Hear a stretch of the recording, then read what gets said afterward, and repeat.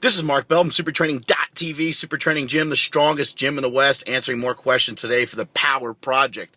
We got a question off the Facebooks from Dustin Jordan, and Dustin wants to know, how do you maintain overall tightness in the bench press? And he asks a question about leg drive. How do you kind of keep your leg drive, stay tight when you don't have such a big arch, when you're unable to arch? This goes for anybody out there, whether you're a football player or power lifter or bodybuilder or whoever. The simple fact of getting your legs involved in the bench press. I mean, just first of all, realize that a bench press is a full body exercise. It's not just a movement for your chesticles. It's not just a movement for your triceps. It's not just a movement for your shoulders. It's going to involve your whole body. And the sooner you realize that, the better. Because now you can protect yourself before you wreck yourself. You can get your legs under you a lot better, and you can start to kind of manage some of the pain associated with bench pressing. Some ways of working on staying tight. First thing you want to do when talking about leg drive, I kind of hate to talk about leg drive even sometimes, because I feel like, if you're struggling with benching 275, you got a whole list of other problems, and leg drive is not your main concern. Being a pussy is your main concern. So, no offense, by the way. As long as I say that, that kind of negates and clears everything back out. Just so you Power Project Army people know what I'm talking about here. But to get the proper leg drive, you want to stuff your foot into the front of your shoe. So you'll be on the bench, your foot is down flat, or your heel can be up. Whether your heel is up or whether your foot is flat, you still want to try to drive your heel towards the floor. So, for example, if your heel is up like this, let's say your heel's my palm here, right? And this is the toes. You want to try to drive your heel towards the floor as you're bench pressing, or at least try to maintain positioning and not be on your tippy toes. What you see a lot of times is lifters, I call it being kind of like closed off. They'll be closed off. Their hip flexors are way too tight, and they can't pull their stomachs up, and they can't get their chest up. A great problem solver in the bench press, something that I've discovered recently, actually, in watching thousands of lifters kind of not be able to understand getting tight and not being able to understand positioning on the bench press.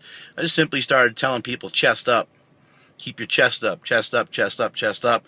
Rather than talking about the shoulders back and like all these other things, if you're just on the bench and you just puff your chest up, you bring your chest up and you keep it there. Even when the weight comes all the way down, you keep your chest up. It's going to help solve a lot of problems. So you want to keep that chest up, and you want to keep the legs tight. You want to keep your quads flexed. Your knee should be lower than where your hip is. Your kneecap, should be lower than where your hip is when you're laying down flat on the bench. So that would basically ensure that your stomach is up, that your chest is up. Now, if you're going to be moving and flailing your head around or whatever, I kind of do that sometimes. You still want to try to have that chest up. So those are some ways of kind of checking and making sure you're staying tight. Now, you're going to also want to try to take air into your stomach. I know that you really kind of take air into your lungs, but you want to take air into your body and expand your stomach, flex your stomach. You should be hard as a brick when you're on that bench press. You can even have somebody kind of push you around a little bit when you got some lighter weights on there, and kind of see, they can kind of check your sturdiness and see where you're at. Make sure you're also shoving your knees outward on the bench press. That's something that a lot of people don't know. Shove your knees out on the bench press and keep that chest up. Drive the heels towards the floor. So there's a couple cues for you right there on how to stay tight.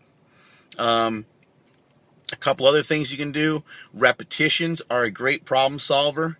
So rather than always chasing those singles, do sets of 5, sets of 6, sets of 8, sets of 7, sets of 9. Go to those numbers that nobody else does. Just because nobody else does them, you do them. But when you do repetitions, you're going to find that you're going to want to squirm and move around and throw your shoulder this way and do all kinds of things that you're not supposed to be doing on the bench press. And by fighting through those sticking points, mini maxes, by fighting through those little mini maxes and sticking points, you're going to teach your body how to overcome that stuff and how to overcome it properly. You got to keep thinking, keep your mind in tune with what your body is doing. Trying to think if there's anything else in terms of staying tight.